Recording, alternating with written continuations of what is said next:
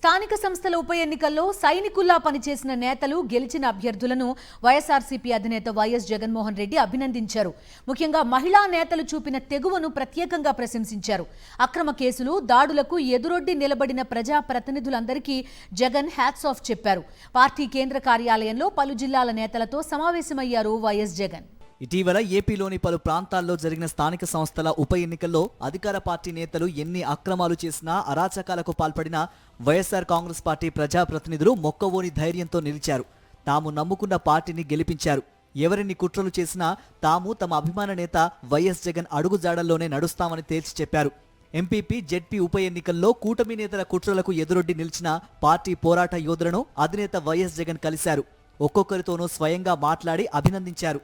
తాడేపల్లిలోని పార్టీ కేంద్ర కార్యాలయంలో జరిగిన ఈ కార్యక్రమంలో తొలి రోజు కోనసీమ, పశ్చిమ గోదావరి, ఎన్టీఆర్, గుంటూరు, బాపట్ల జిల్లాలకు సంబంధించి 8 మండలాలకు చెందిన ఎంపీటీసీలు, జెడ్పీటీసీలు, ఎంపీపీలు, వైస్ ఎంపీపీలు, పార్టీ మండల అధ్యక్షులతో వైఎస్ జగన్ సమావేశమయ్యారు.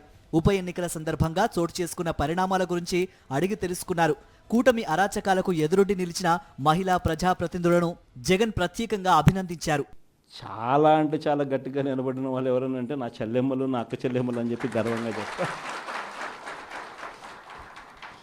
ఈ ఎన్నికల్లో మీరంతా కూడా మీరు చూపించిన మీ స్ఫూర్తిని నిజంగా ఎంత గొప్పగా మీరు చూపించారు అని అంటే, చంద్రబాబు నాయుడు అనే వ్యక్తి ఇలాంటి తప్పుడు పనులు చేయడం తప్పు అని చెప్పి మీ ద్వారా చంద్రబాబు నాయుడు గారికి గట్టి మెసేజ్ పోయింది అన్న సంగతి చెప్పడానికి చాలా సంతోషపడతాను. ఎన్ని ఆటంకాలు ఎదురైనా తామంతా మీ వెంటే నడుస్తామంటూ స్థానిక సంస్థల ప్రజాప్రతినిధులు జగన్కు చెప్పారు. పార్టీ కష్టకాలంలో వారంతా చూపిన నిబద్ధతకు తాను ఎప్పుడూ రుణపడి ఉంటానని వైఎస్ జగన్ అన్నారు. కష్ట సమయంలో ఉన్న ప్రతి కార్యకర్తకు నేను ఒకటే మాట చెప్తా ఉన్నా. మీరు చూపించిన ఈ స్ఫూర్తిని, మీరు ఈ కష్టకాలంలో పార్టీ పట్ల మీరు చూపించిన ఈ నిబద్ధతకు మీ జగన్ ఎప్పుడు మీకు రుణపడి ఉంటాడని సందర్భంగా ఖచ్చితంగా చెప్తాను. చాలా చోట్ల పోలీసులు రెడ్ బుక్ రాజ్యాంగానికి సెల్యూట్ చేశారని వైఎస్ జగన్ ఆగ్రహం వ్యక్తం చేశారు. ముఖ్యంగా రామగిరి, రామకుప్పంలో జరిగిన దారుణ ఘటనలను ఆయన గుర్తు చేశారు. చంద్రబాబు సొంత నియోజకవర్గమైన కుప్పంలోని రామకుప్పం ఎంపీపీ ఎన్నికల సమయంలో కూడా ప్రజాస్వామ్యం ఖూనీ అయిందని వైఎస్ జగన్ చెప్పారు. ఎన్ని చేసినా జరిగిన మొత్తం 50 ఉప ఎన్నికల్లో 39 స్థానాలను వైఎస్ఆర్ కాంగ్రెస్ పార్టీనే కైవసం చేసుకుందని, దీని వెనక నిబద్ధతతో పనిచేసిన కార్యకర్తలు, స్థానిక నేతల కృషి ఉందన్నారు. పోలీసులను టీడీపీ నేతలు తమ కాపలాదారులుగా వాడుకుంటున్నారని జగన్ విమర్శించారు. ఉన్నదల్లా ఏమిటి అనంటే రెడ్ బుక్ రాజ్యాంగం నడుస్తూ ఉంది, విచ్చలవిడిగా కరప్షన్ జరుగుతూ ఉంది. మామూలు స్థాయిలో కాదు, విచ్చలవిడిగా కరప్షన్ జరుగుతూ ఉంది.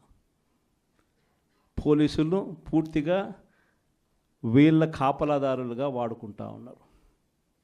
వీళ్ళ బంట్రొత్తులుగా పోలీసులను వాడుకుంటా ఉన్న పరిస్థితులు కనిపిస్తూ ఉన్నాయి. అధికారంలోకి వచ్చి 11 నెలలవుతున్నా ప్రజల కోసం ఏ ఒక్క హామీని కూడా చంద్రబాబు అమలు చేయలేకపోయారని జగన్ విమర్శించారు. ఏ మాత్రమూ విలువలు, విశ్వసనీయత లేని చంద్రబాబు మోసాలు క్లైమాక్స్కు చేరుకున్నాయని చెబుతూ చంద్రబాబు కొత్తగా ప్రకటించిన P4 కార్యక్రమం గురించి వివరించారు. రాష్ట్రంలోని 20% పేదల బాగోగులను 10% మందికి అప్పగించడం ఏంటో అర్థం కావడం లేదన్నారు. అసలు చంద్రబాబుకు రాష్ట్రంలో ఎన్ని రేషన్ కార్డులు ఉన్నాయో, ఎంతమంది ఇన్కమ్ ట్యాక్సులు కడుతున్నారో తెలుసా అని ప్రశ్నించారు. P4 అంట, గుర్తుందా? P4 అని కొత్త మోసం తీసుకొచ్చినాడు. ఆశ్చర్యకరం ఏంటంటే P4 విధానం అంటే ఏంటంటే సమాజంలో ఉన్న 20% పేదవాళ్ళ బాగోగులన్నింటినీ 10% సంపన్నులకు అప్పగిస్తాడట. అసలు ఈ మనిషి ఏం మాట్లాడుతున్నాడో నాకే అర్థం కాల రోజు చెప్పిన తర్వాత. అసలు రాష్ట్రంలో ఎన్ని వైట్ కార్డ్స్ ఉన్నాయో చంద్రబాబుకు తెలుసా అని అడుగుతా ఉన్నా. చంద్రబాబు చేస్తున్న మోసాలకు త్వరలోనే చెల్లుచీటీ పడుతుందని జగన్ అన్నారు.